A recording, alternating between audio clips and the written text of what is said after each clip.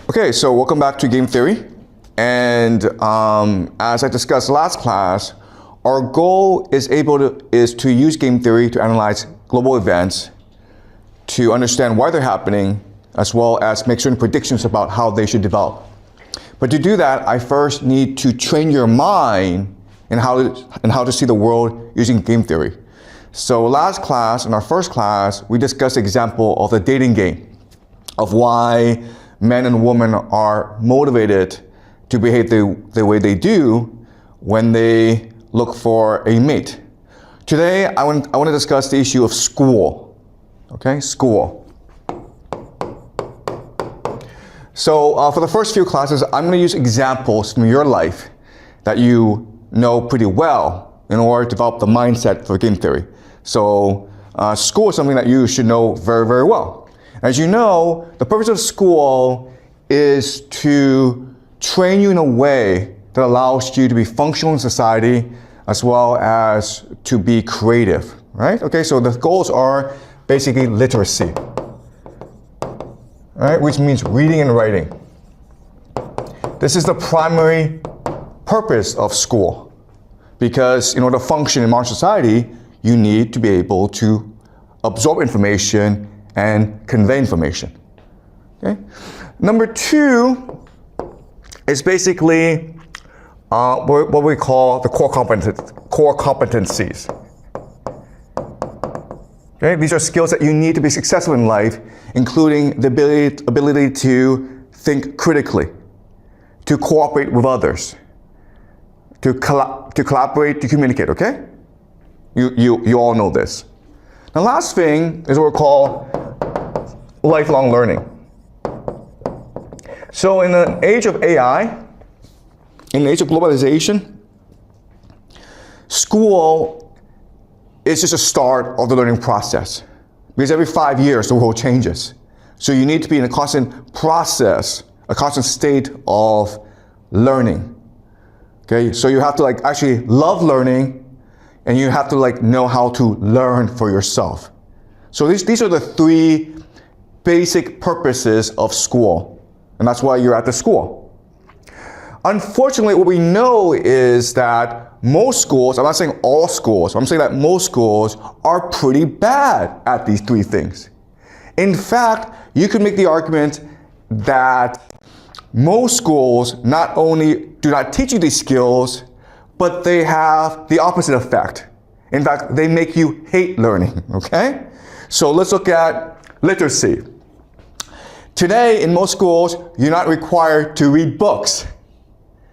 In fact, when you go to university, the professors there are so shocked that you don't read books that instead they make you read paragraphs or watch videos, okay? So in terms of literacy, all around the world, people are losing the capacity to read and to write. And not only that, but people's attention spans have decreased. It's very hard for a professor to give you an hour lecture. People lose focus after about 5 minutes. Okay, so this is one problem. Another problem is school is supposed to teach you creativity, critical thinking skills, collaboration, but it doesn't do that. Look at collaboration. In school, it's a competition where you believe that it's a zero-sum game, so for you to get ahead, you need to screw over your classmate. So class ranking is very important. So that's kind of odd. Okay? And the last thing, of course, is lifelong learning, where school teaches you to hate school, and therefore teaches you how to hate learning, especially in China, okay? Especially in China, where you work hard until the national entrance examination at age 18, and then after the examination ends, what do? You burn your books. That's a great ceremony here in China, right? After the examination, you take your books, you rip out the pages, and you throw it in the sky to signal your liberation, and you're like, I never ever want to read a book again, I never ever want to take a test again, I never want to learn again. Okay? So, all around the world, most schools, not all schools, there are some really good schools out there, but most schools are failing in their mission. School sucks. And so the question for us today is, why is this the case? And so we're going to use game theory to analyze why this is the case. All right, so what I'm going to do now is I'm going to tell you a story about myself. So the year is 2008. I went to Yale College, okay, in the United States, and I was an English major. I did very well in school. So I was hired in 2008 to go to Shenzhen in South China and help the school, Shenzhen Middle School, build an international program to send kids abroad, okay? So this is 2008, which was a long time ago. And back then, not that many students wanted to go abroad. There were really few international schools. So the first thing I did was I looked at the situation at the school, okay? And this is what I found, okay? I found that students, even though they were going abroad, maybe about 10% of the students were planning to go abroad. So that's about 80 students each year. That's a lot. But the way they were going about the process of studying abroad was problematic. Okay, so first of all they were doing was taking regular Chinese classes. And you know, in Chinese classes, all you do is you sit in a room of 50 kids and you just take notes and then you take tests. You don't communicate, you don't ask questions, you don't debate. Okay, so that's one problem. Another problem is that the students were spending all their time memorizing SAT word lists. Okay, they were not reading, they were not writing, they were just memorizing words. And the other thing that they did to make their applications look good is model United Nations, okay? And that's fine. Maybe some of you are modeling United Nations, and that's a great activity, but everyone was doing it. There was absolutely no differentiation. All right? So I looked at the situation and I said, no, I mean, you might be able to get into a good American university because, you know, these kids are very smart. But I wanted them to do well at the university and to do well in life. Okay, so I made certain changes to the curriculum and to the school. Okay, so first thing I did was I set up a seminar system. So rather than Chinese classes, I invited these American teachers to come and teach seminars like we have at this school where 10, 20 kids are in a room and they discuss books that they read together. Okay? Rather than SAT word memorization, I had them read books. Students were required to read a lot of books. In fact, I established a 5,000 book English library at the school where students can just go and borrow books and read. I wanted to teach students the joy of reading. And then in terms of activities, I didn't want students to do model United Nations anymore because I didn't want kids sitting around just talking. I wanted to let them do things, okay? So I set up two new activities. The first is called the coffee house. And the coffee house is the first coffee house in China, in the Chinese high school. There are lots of coffee houses today, but I was the first person to set up a coffee house where students had to run a business. They had to work as waiters and provide good service to customers. And it was a collaboration effort. As you can imagine, this is great for the students to learn collaboration, to learn finance, to learn entrepreneurship. Okay, so that was a very successful activity. Do you have a question? Yeah. Okay. I mean, was that like similar with our Moon Coffee? Like the coffee in the South store? Okay.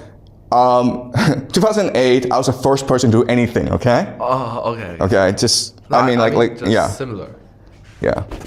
All right, so the coffee house was an activity I set up, which was very successful. And it's still there today, guys. If you go to Shenzhen Middle School, you will see the coffee house still there a long, long time after I went away. The other thing I did was something called the daily newspaper. And this was the first daily newspaper in China in a high school, and probably maybe even around the world, where students every day had to report, collect information, write articles, edit it, and publish it. And they worked until like midnight, sometimes until 2 a.m. And then at 7 a.m. they had to get up and deliver the newspaper to all the students. And these were two very successful activities. And So I understand game theory, and I says, okay, if you want to make this transition from the old system to the new system, you also have to establish a new culture to allow these activities to flourish. Okay, and so my three major principles were transparency,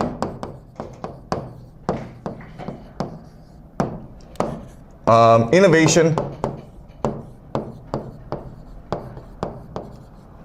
okay, transparency, innovation, openness. And so my idea was this: rather than set up a curriculum that was perfect, it would be a curriculum that would evolve over time. We would learn mistakes together, we would admit these mistakes, and then we would correct them together. And that's what learning is. Okay, so the idea of transparency. Also, I made changes all the time, which created some chaos, but there's a time for us to reflect and to be resilient. And I was very open and honest about everything that I was doing. And so this system, in a very short amount of time, even though there were a lot of problems in the beginning, it became a very effective system after a semester or a year. And not only that, the students who went for this program did very well in life. They went to Yale, they went to Wharton, Cornell, and this program, actually in middle school, became the most famous program in South China. And when our students had the best record of college admissions in South China. Okay? So this sounds great, right? Okay, the problem is this. The problem is what happened after I established the program. The first one that happened was, okay, I was fired. They said, get out of here. Okay? Second of all, the teachers, the parents, the students were all happy to see me go. They were like, get out of here. We never want to see you again. The third thing that happened was I did come to Beijing and set up a new program that was very similar to this, okay? But after that, after 4 years of doing this and being very successful at this, I was never allowed to set up another program again. No one wanted me to work in management again, okay?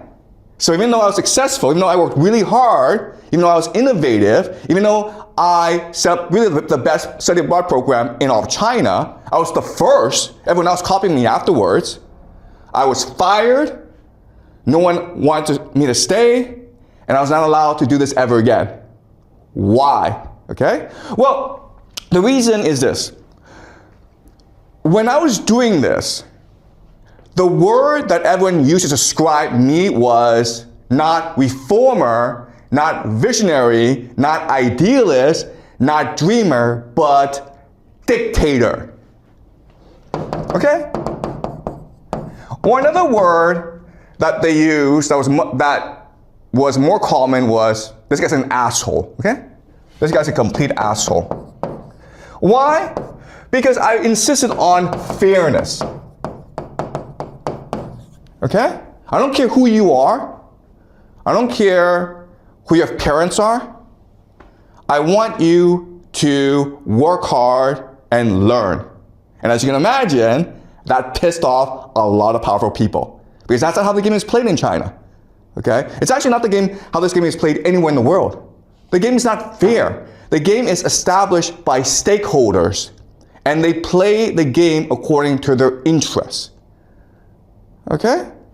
So, let's go over what happened. All right?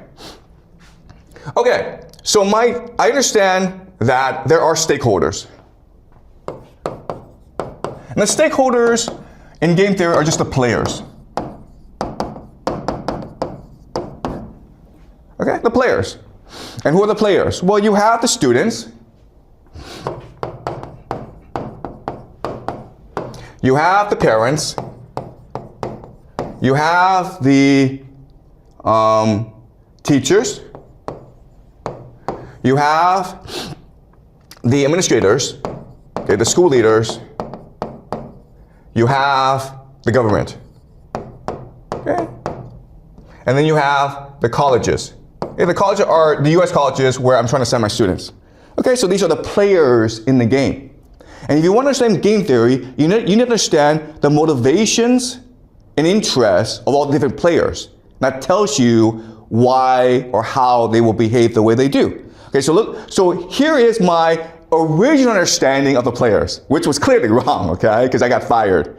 All right, so the students wanted to like love to learn, get into Ivy League, and be the best, okay? So I thought the students, what their motivation was to be the best possible person, to work hard, to love learning, to be famous, to get an Ivy League, okay? Clearly this is wrong, okay? But I'm saying back then what my thinking was. The parents wanted successful kids who were independent, okay, independent. And they wanted faith, right? So they want their kids to get into the Ivy League. All right? Teachers. Well, teachers wanted to do a good job, right? They want to teach students. They love teaching. They love students. They just want to be given the space and the opportunity to teach what their passion is, okay? Administrators, I really didn't like administrators, so I just thought they just wanted good results, okay? That's all, good results. As long as I provided good results, they're happy, okay? The government, they wanted innovation, they wanted good workers, they wanted, they want technology, okay? They want a strong China. Colleges wanted the best possible potential. Okay? They wanted students who will be the leaders of the future. Okay? So 2008, when I set the program, this was my assumptions about who the players were and what motivated them, okay? Clearly, I was wrong about who they were, okay? So let's go over again. Let's now do an analysis of what they really want. Okay, and the easy answer is that in game theory, all the players, what they're motivated in is by achieving the best possible results by doing the least amount of work possible. Okay, just remember that. That's a principle here.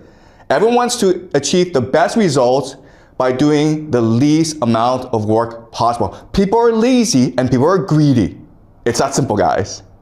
Okay? So students, they want to get in the Ivy League, but they didn't want to work hard to get in the Ivy League. They wanted to do as little work as possible. And if it meant they had to work hard to get in the Ivy League, they were like, I don't want to get in the Ivy League then. I'll just get into another school, because who cares, okay? The best possible result, least possible work. Parents are like, yeah, I can have my kid work hard, but what's important is for me to control my kid, right? Because only I know how to ensure my kid succeeds. So I don't want my kids to think critically or be independent. I want my kids to obey me. Now teachers are like, listen, this is a job, man, okay? I have kids. I don't want to work hard. I just want to come to school, do what I'm supposed to do what is minimally required of me to collect my salary, and then go home. I don't want to teach my passion, because I don't have any passion. Okay? Administrators are like, oh my God. What's important is for me to make sure the powerful parents are happy. I don't care about everyone else. I don't care about poor parents. I don't care about middle-class parents. As long as the parents who are powerful are happy, I can keep my job, right? The government is like, you know what? I don't want innovation in this country. Even though I say I want it, because I don't want problems in life, okay? I just want things to just stay the way they are, and everyone's happy, okay? So now we understand what happened, all right? All right, so now what I will show you is this. I will show you how a game is constructed. A game is constructed when all the different players agree on the rules and incentives of the game. All right? I was an outsider, I was not a player. I came in to construct a game in which I felt that students would thrive, and they did thrive. But that's not what they want. Okay? They want to have control over the game. And if they lose control, well, they call you, the outsider, an asshole. Okay? All right, so let's do this again and objectively think about what the interests and motivations of each player are. And when their interests converge, that's the game they play. All right? So you have students, parents, teachers, leaders, school administrators, and then the colleges. Okay? Another thing that you have to do in game theory that's very important is you have to rank the power of each player. Yeah, you have a question? The government? Excuse me? The government, yes. Sorry. You're right. I forgot about the government. Okay, in the government. Okay. Another thing that you have to do in game theory is you have to rank the importance of the players. Okay, so not all players are equal. So in this game theory, even though there are students, and students are the majority, students actually don't matter. Okay? What students actually think and want don't actually matter. What matters, of course, are the parents, because the parents pay to play in this game, and parents can cause a lot of problems if they don't get what they want, okay? So the most important are the parents. Then you have the teachers. Why? Because the teachers are the ones who are implementing the rules of the game, okay? The way that teachers behave determines how this game is played. And then these two are the most important, okay? Then maybe you have administrators as well, but they're not as important as the parents and the teachers. The government doesn't really matter because they don't really care, right? It's one school among thousands. Who cares what the school does as long as it doesn't cause me any problems? The colleges don't care either. They say they want really passionate students who are curious, who are imaginative from China. They don't care, okay? For them, it's just business. They just want students who are willing to pay money to get a crappy education in America, all right? So the costs don't really matter. They'll take anyone who's willing to pay. And the Ivy League, yeah, everyone's getting the Ivy League, but who do the Ivy League want? They want people who are to be successful in life, right? And who are these people? Not the best students. These are people from powerful families. Okay, so this game is rigged, right? They have all this talk about, we want the best motivated students, we want peer students who are curious, who are passionate. It's all nonsense, okay? That's not how the game is played. So the cards don't really matter either. Okay, so these are the three major players: the parents, the teachers, the administrators, students, government, colleges. They are in this game, but they don't really matter. Okay? So now what we're gonna do is, we'll analyze the mentality, the worldview, the interests of each player. Okay? And again, once we do that, once we figure out where they converge, then we know how the game is constructed. All right, so let's look at students. Students, okay, they want to be popular, right?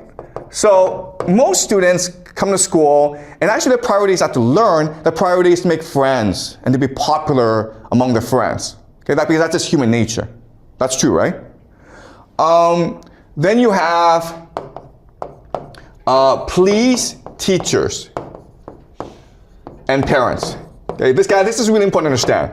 You're not in school not to learn, you're in school to please parents and to teachers. Why? Because parents are the ones who pay for your way in life, right? The ones who give you food. Teachers are the ones who gives you grades. You're not here to learn, you're here to please them. There's a difference, okay? And grades are a way of showing how well you're pleasing the parents and the teachers. Okay? Is that true? All right. And then you're like, have fun. Okay? And then get a good college. Okay? All right? So, am I missing anything among the students? All right, so, okay, I'm sure there's more, but let's just keep on going, okay? Now, parents. Well, the parents, what they want is, of course, successful kids. But they want successful kids not because they believe that success will make their kid happy. What they really want, of course, is face, right? They want their kid to go to the Ivy League, and they don't mean the kid of the Ivy League provides a good education, or their kid will be happy at the Ivy League. They just want to brag to their relatives and their friends and their colleagues, my kid is at Brown or Cornell or Dartmouth, okay? But face also means to treat education as a luxury product. Why do parents send kids to national schools? Not because the national schools provide a better education, it's because national schools are more expensive. And most importantly, national schools have white faces, right? White faces. Okay? This is the main marketing tool of the national schools, right? They have all these white faces, white teachers, and like, oh my God, this is a real national school now. You don't care if the teacher is actually good at what they're doing. You don't care if the kids are actually learning. You don't care what the curriculum is. You don't understand that sort of stuff. You just understand, okay, 10 white faces, therefore, this is a good school. It's that simple, okay? And then, of course, you want some good outcome, okay? You want a good outcome. You don't care if your kid is actually learning in school. What you want is your kid to get good grades, to get into good college, okay? These are not the same thing, all right? So that's the parents. Then the teachers. Teachers are really simple because teachers do this job, and for them, the priority is to do as little work as possible to get by. Okay? I'm not saying all teachers, I'm saying the majority of teachers in the school are just trying to get by because, quite honestly, they have families and they have other responsibilities. So they don't have time to focus entirely in school, okay? So basically just get by. Okay? Or the minimum amount of work. Okay? You may not believe this, but like when you actually grow up and get a job, you'll do the same thing, okay? Just do a minimum amount of work in order to get by. Administrators, they want good outcomes, but what their real priority is to protect relationship with parents. Okay? Just give parents what they want. Okay? Their job is to sell the school. So whatever parents want, you just give it to them. And administrators also, by the way, have families. This is a job for them. They also just want to get by. Okay? They're not trying to build the best school possible. They're not trying to change the world. They're not trying to educate students. They're just trying to get by. Do the least amount of work in order to get by. Government is, okay, they say they want innovation, creativity, technology, but really it's just like no problems, guys. Okay? As long as you don't create any problems for us, we're happy with you. Just stay away from us. We're happy to not bother you. Please don't come bother us. Yeah, that's government. Also, what they want is for students who will also be no problems in the future, right? Right? So compliance.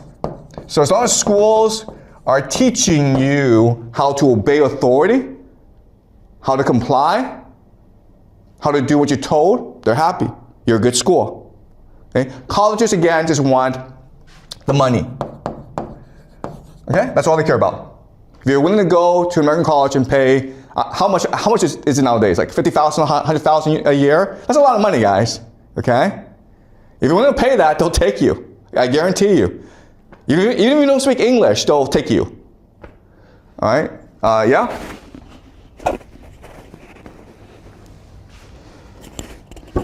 So you mentioned that earlier, like the purpose of education are that three things, but now schools don't do that. So what caused the transformation? Yeah, that's a really good question. When and also. Yeah, okay. So what we discussed last class is the idea of superstructure, right? Superstructure. Sorry. Superstructure is just the macro picture of a society. It's demographics. How many people are there? it's economy, it's politics, it's religion. Okay, and we discuss how societies are born, they mature, and then they die. Okay? So there's actually another way of understanding this. You can actually use 3 metrics to understand how societies develop, okay? And these 3 metrics are cohesion, openness, and energy. Okay? So what is energy? Energy just means you want to work hard. Okay? You believe, you're motivated, you're driven, you work hard all the time. And working hard just doesn't mean like you work 12 hours. It just means like you're focused, you're attentive, right? So for example, if you're working at a restaurant as a cook, you want to make a really good meal. Okay, you're energetic about it. Okay, does that make sense? That's energy. Okay, so openness just means that you want to learn, you want to grow. You're willing to admit you made a mistake and improve on yourself. Okay? And the last thing is cohesion, where you see yourself as part of a society, part of a community of people. And you want your community to grow as well. And when you have all 3 things together, the schools are great. Okay? And so for example, go to Finland. It's a small country, maybe about 5 million people, but the schools are amazing. Why? Because Finland is an energetic, open, and cohesive society. And when you're that, what you want to do is invest in the future. And what that means is you have to make sure that every child, not just your child, but every child has good future, has a good education. And so what you do is you have your best and brightest become teachers, right? You pay them very well, you give them high status, and you give them a lot of autonomy and freedom because then they feel respected. And if you do that, the schools are great. And guess what, guys? In China, in maybe the 1980s, the schools were amazing here, okay? What we're seeing today is today. But if you go back to the 1980s, the schools were really good. If you went to a school in China, I'm not talking about like the best one, I'm just talking about like an average school. Teachers felt respected. They believed they had a responsibility to train the young. They took pride and joy in their work. And the students enjoyed learning. And guess what? Back in the 1980s, kids did less work. There were less tests. There was less pressure. And they learned a lot more. Okay? So when a society starts and begins, you have these 3 aspects. But over time, what happens is all 3 decline. Why? Because there's more corruption, there's more inequality, there's more wealth. Okay? So what happens is wealth generation and inequality, corruption. And so people feel under stress. Okay, so rather than cohesion, you have individualization, individual. Okay, does that make sense? Where everyone's like, you know what? I don't care if other kids are doing well. What's important is that my kid does well, because it's a zero-sum game. If all the other kids in the school do really well, but my kid flunks out, I'm dead, I'm screwed. So I'd rather my kid do okay, and every other kid gets screwed over. Okay, so now it's a competition in schools. All right? Openness. Are you willing to learn from your mistakes? And the answer is no, because if I'm an administrator and I say to parents, I'm sorry I made a mistake today, the parents will be like, you're fired, get out of here. You're incompetent. Okay? So you could be like the best person in the world, but if you make a mistake, the parents will come and kill you. But if you could be the worst person in the world, but you just hide in your office, the parents can't find you, you're okay. Okay? So school administrators are now afraid to admit they're wrong, which means that a school can never improve. Right? Then you have energy, which is like, you know what? If I do a good job, parents will want me to do a better job. I can't please all the parents, so I'll just hide in my office, do as little work as possible, and then if parents complain, I'll just shut off my brain. Okay? And this is happening because of wealth generation. 1980s, China was really poor. And the only way to lead a better life is through education. That's why students work hard. If students work hard, teachers are motivated to teach well. And now you have in a time when, today in 2025, 26, when parents have money. So it doesn't matter if you don't do well in school because your parents can just give you an apartment, can buy you a car. Who cares if you do well in school? So you're not motivated. If you're not motivated, you're indifferent, then as a teacher, why am I going to want to teach well? Okay, so it's a superstructure of society. Okay, does that make sense? All right, any more questions? Okay, so thank you, okay? So again,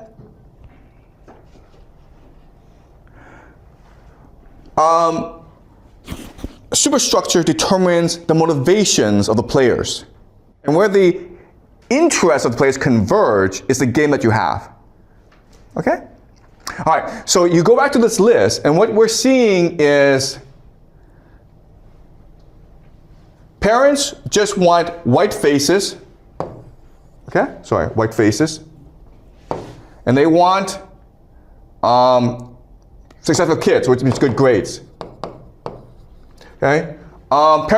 Teachers just want to get by and do as little work as possible. The administrators just want to protect relationship with parents, okay? And so when you do this convergence, this is what the schools look like now. Okay? Schools in China. International schools in China, by the way. And again, this is like the majority. I'm not saying it's every school, but I'm saying it's the majority, okay? What you have are white faces, easy grades, right? It's really easy to get a good grade, all right?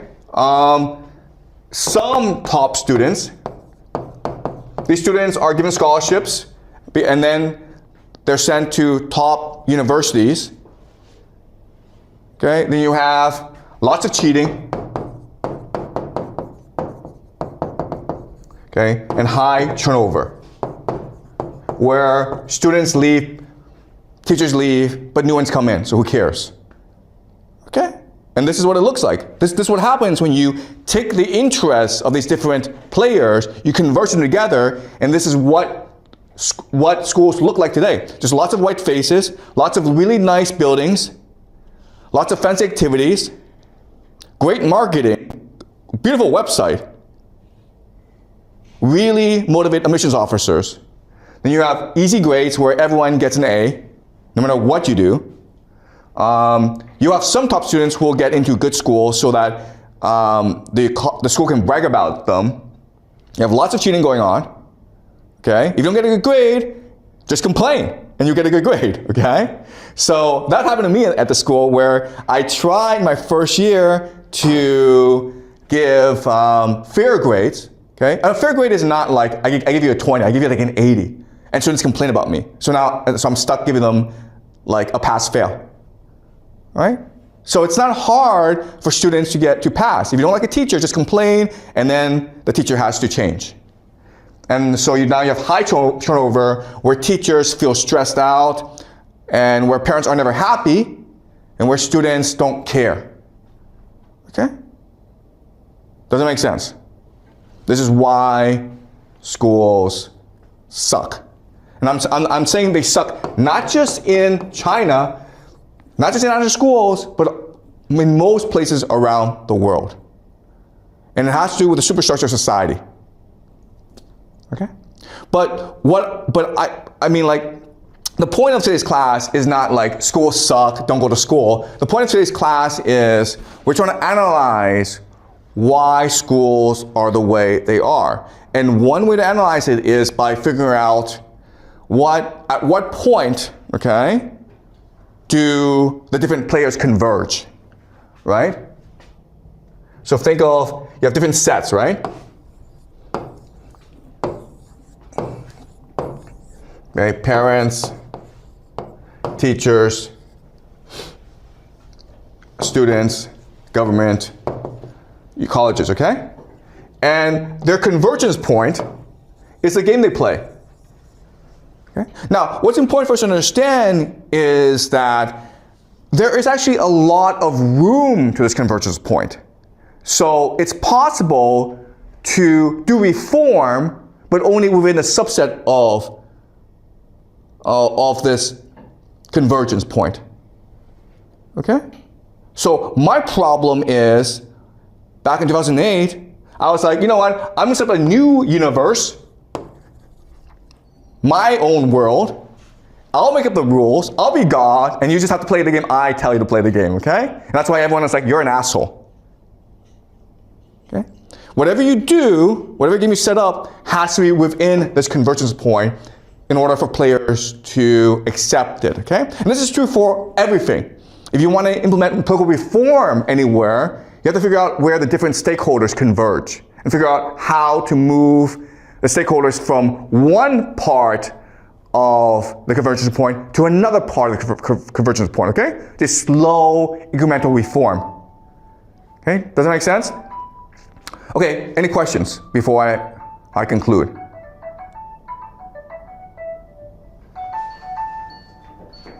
Guys, ask questions. Was this clear? Yeah, you have a question?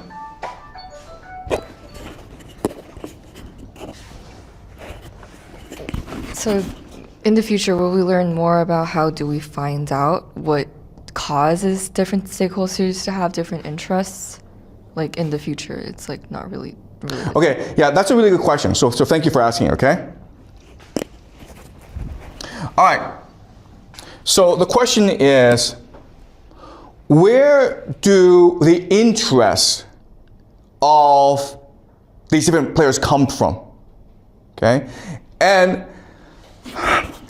I mean, the easy answer is the superstructure of society, okay? People are responding to their culture.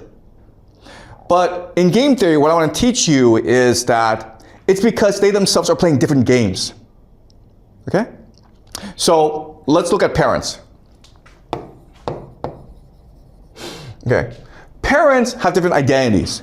They are family, they are colleagues, okay?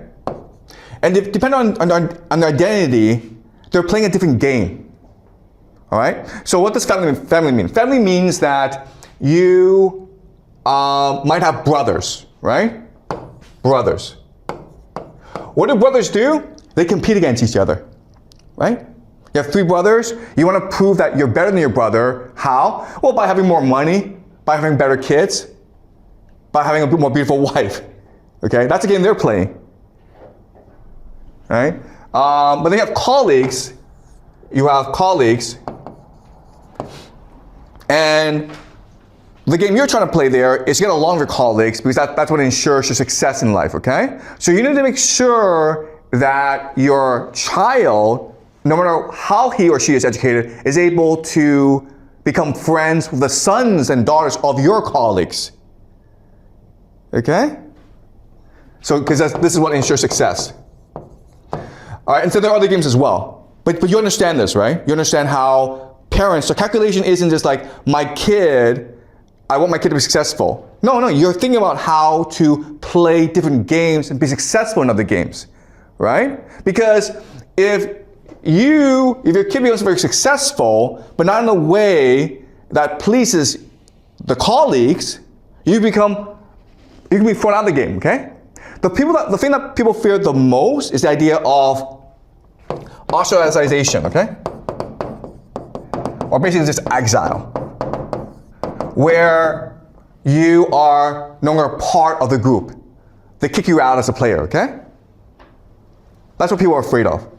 And that's why people are motivated by what they do, because they're trying as hard as possible to play the game and get along with the other players, while at the same time competing against them.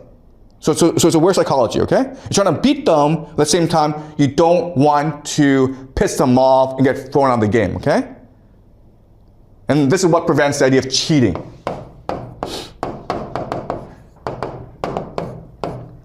But from the perspective of the game, if you do anything different, that's still cheating, okay?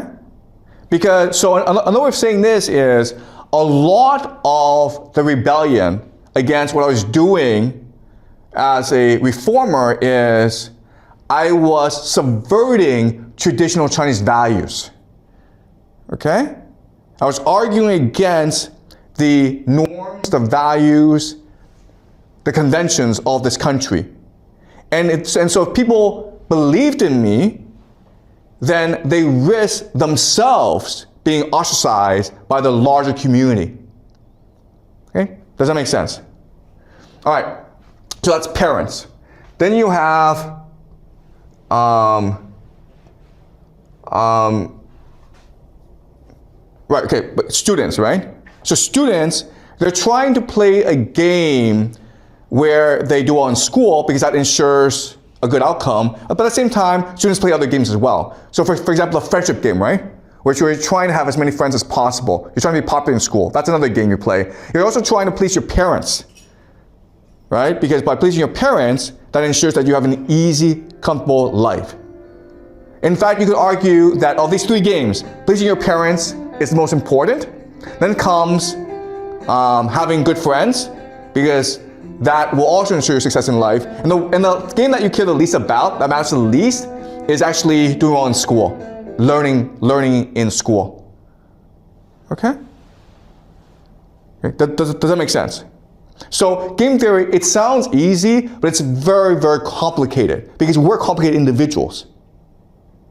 Each one of us has different identities, has different motivations, and has different outlooks. And also, what's really important for us to understand is we're always changing as people, okay? So the way that you behaved in kindergarten is not the way you behave today in high school, and it will not be the way you behave when you enter society. You're always changing because the game's always changing, and you must adapt to new games that have different players and have new requirements, okay? So that's wonderful about us, where we are easily adaptable, where we are resilient, okay, but we are always changing according to the game. And we are, who we are is often determined by the nature of the game, okay? So you could have come into school wanting to learn, being creative and all that, but eventually you recognize that that's not really rewarded in school, all right? Getting along, having lots of friends, doing, helping other students cheat, that's rewarded. And so you adapt to the game.